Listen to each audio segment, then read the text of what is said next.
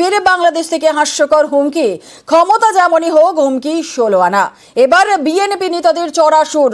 বাংলাদেশের হুমকি গুরুত্বহীন বলে দাবি অবসরপ্রাপ্ত বায়ুসেনা প্রধানের।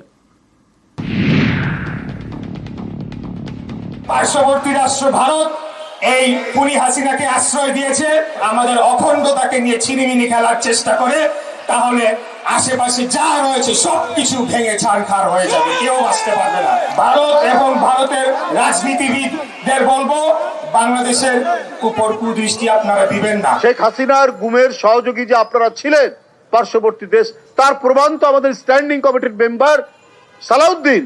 বাংলাদেশে সে 2 মাস আপনার গুম থাকলো। বন্ধুত্ব, প্রেম, স্বামী স্ত্রীর সম্পর্কটা এত নিবিড় ছিল যে শেখ হাসিনার অনেক অপকর্মের দায় ভারত নিজেই নিয়েছে।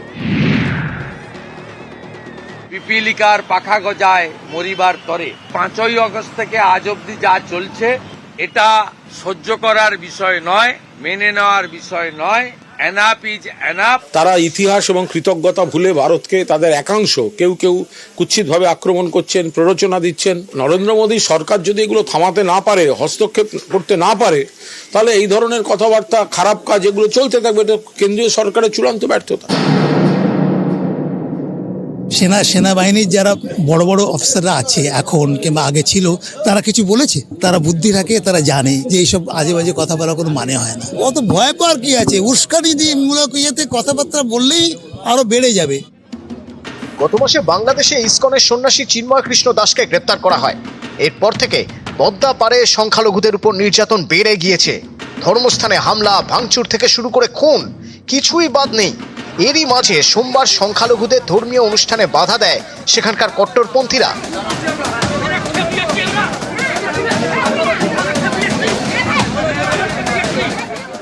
বাংলাদেশের রংপুরে কীর্তন বন্ধ করে দেয় কট্টরপন্থীরা।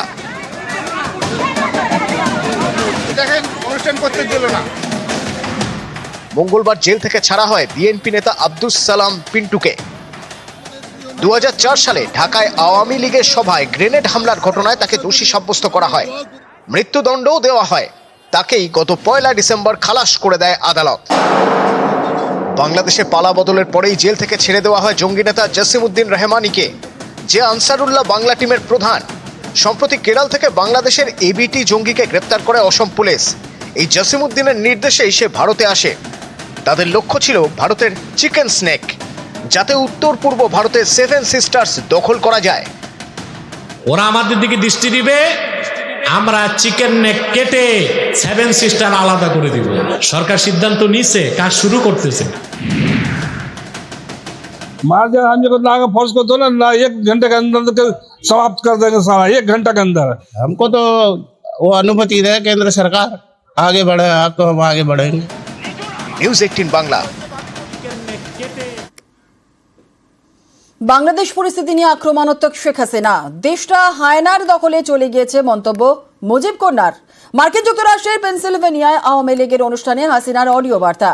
সেখানে তাঁর দাবি, তাঁদের সময় হওয়া সব উন্নয়ন ধ্বংস করা হয়েছে। আজকে এমন একটা অবস্থায় পড়ে গেছে যেখানে বাংলাদেশটা মনে হয় যেন হায়নাদের দখলে চলে গেছে। দেশের মানুষের জীবনের নিরাপত্তা নাই, শান্তি নাই, পেটে খাবার নাই। সেই ধরনের একটা পরিস্থিতিতে মানুষকে জীবন কাটাতে হচ্ছে। এই অবস্থা থেকে দেশকে মুক্ত করতে হবে। আমরা যে বিশেষ করে আওয়ামী লীগ ক্ষমতা থাকতে বাংলাদেশের মানুষের যে সার্বিক অর্থসামাজিক উন্নতি আমরা করেছিলাম, সবই ধ্বংস করে দিচ্ছে। আবার যেন বাংলাদেশ এখন ভিক্ষুকা জাতিতে পরিণত হোক, সেই চক্রান্তটা এই করছে।